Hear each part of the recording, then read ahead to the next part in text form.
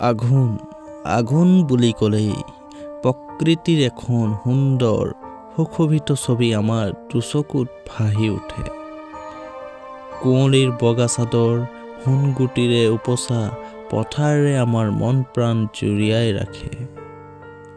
আঘোণ মানেই প্ৰাপ্তিৰ মাহ, আঘোণ মানেই কৃষকৰ আশাৰ ভাণ্ডাৰ, আঘোণ মানেই মুঠি মুঠি লেচেৰা বুটলাৰ আনন্দ। সোণবৰণীয়া আঘোণৰ পথাৰত পকা ধানে ৰিঙাই মাতিছে।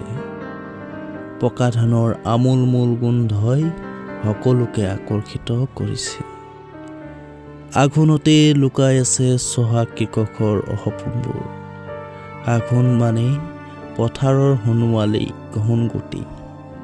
এই আঘোণতেই বিধে বিধে ভৰপক হৈ পৰিছে জহা বৰা, চেনিলাহী আদিকে ধৰি বিভিন্ন ধৰণৰ ধান। ইয়াৰ মাজে মাজে আকৌ কিছু কিছু পথাৰ শুৱনি হৈছে উন্নত জাতৰ ৰঞ্জিত, বাহাদুৰ আদি বিবিধ ধানেৰেও। মুঠৰ ওপৰত এতিয়া যেনিয়ে চোৱা যায় তেনিয়ে কেৱল সোণোৱালী লক্ষ্মী।